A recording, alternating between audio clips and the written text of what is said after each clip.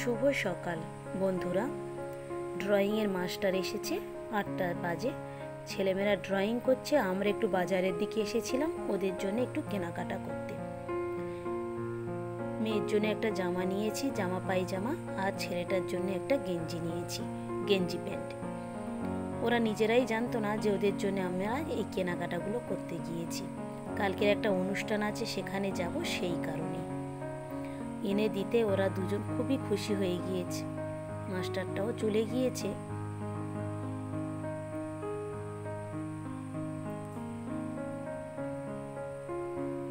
একদম সুতির নরম জামা ছিল এবং দেখতেও খুব সুন্দর ছিল।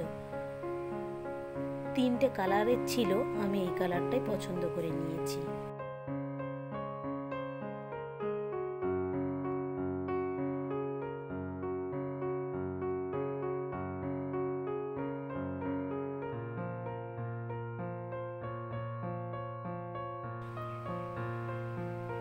ছেলেটাও ওর জামাটা খুলে দেখছে, জোর আপার মতো ওর জামাটাও সুন্দর হয়েছে কিনা। কিন্তু জামা খোলার থেকে ওর বেশি ইচ্ছা ছিল যে ওই কাগজের ভিতরে কি আছে ব্যাট মতো, সেটা আগে খুলবে। তাই ওটাকে সরিয়ে দিয়ে ও আগে ব্যাটটা বের করছে, একটু বদমাইশি করবে, দুষ্টুমি করবে ওটা নিয়ে, সেই জন্য বদমাইশি করতে শুরু করে দিয়েছে ব্যাটটা নিয়ে। সকাল 7টার মধ্যে টোটো এসে গিয়েছে, আমরাও বের হয়ে পড়েছি। এখন মসনন্দপুরে আমরা পৌঁছেও গিয়েছি।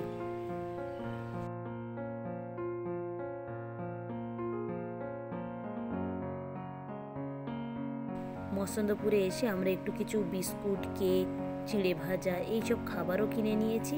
ছেলেটা খাবে না, তাই আমি এই বিস্কুটটা দেখে বলছিলাম যে এই বিস্কুটটা খুব ভালো বিস্কুট, তাই অবশেষে আমার কাছ থেকে নিল।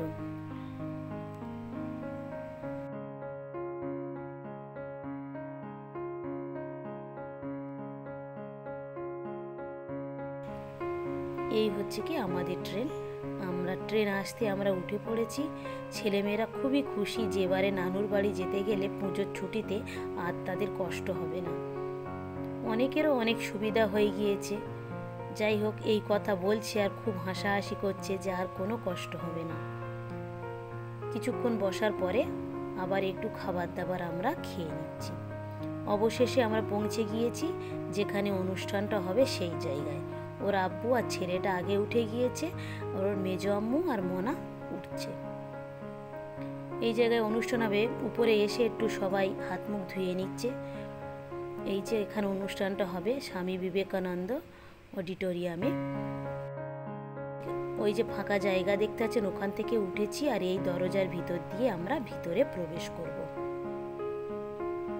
এবারে আমরা এক এক করে সবাই ভিতরে প্রবেশ করে যে যার মতো জায়গায় আমরা বসে পড়ছি। এখনো অনেক লোকজন আসেনি, আসতে সব বাকি আছে, এখনো সময় আছে, কিন্তু এসে দেখছি অনুষ্ঠানটা সবে শুরু হয়ে গিয়েছে। আর এই ছোট বাচ্চাটা ঢোকার সঙ্গে সঙ্গে আমাদেরকে একটা করে প্রশ্নপত্র দিয়ে যাচ্ছে। যারা সঠিক উত্তরগুলো দিতে পারবে তাদের মধ্যে থেকে 14 জনকে প্রাইজ দেওয়া হবে।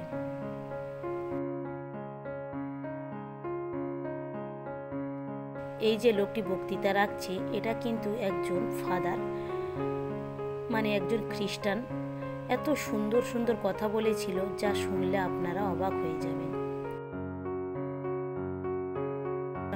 14 জনের ভিতর থেকেও আমার মেয়ের নাম উঠেছে, তাই ওকেও ডেকে নিয়েছি। কিছুক্ষণ পরে দেখলাম আবার আমারও নাম উঠেছে, তাই আমিও চলে যাচ্ছি প্রাইজগুলো নিয়ে আসতে।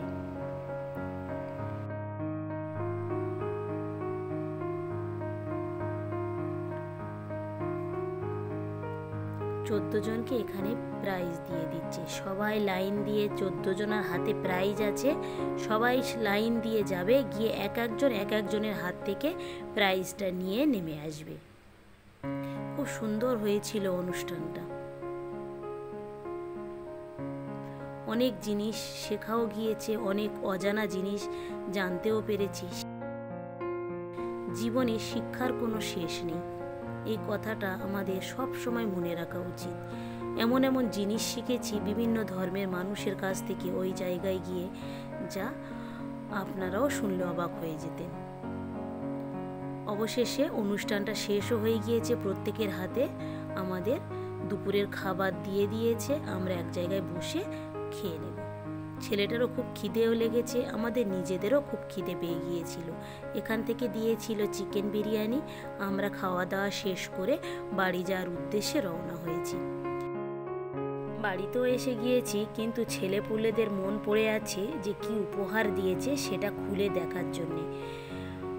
ছেলেটা যেহেতু ছোট, এদের বয়সের বাচ্চাদের কিন্তু ওখানে কোনো প্রশ্ন দেয়নি বা ওদের কোনো কিছু হয়নি, সেই জন্যে বাচ্চাটা পায়নি কিছু, ছেলেটার কিছুই হয়নি, সেই জন্য ওর মনটা খুব খারাপ ছিল। তাই আমি আমার টোকে দিয়ে বললাম এটা তোমার। তাই দুই ভাই বোনে বাড়িতে এসে হাত মুখ না ধুয়ে, জামা কাপড় না খুলে আগে বসে পড়েছে কি দিয়েছে সেটা দেখার জন্য। চলুন ওরা খুলে ততক্ষণ দেখতে থাক। ভিডিওটা তাহলে এখানেই শেষ করছি। ভালো থাকবেন, সুস্থ থাকবেন, আর ব্লগটি কেমন লাগলো অবশ্যই জানাবেন। ভালো লাগলে একটা সাবস্ক্রাইব করে দেবেন। দেখা হবে পরবর্তী ব্লগে।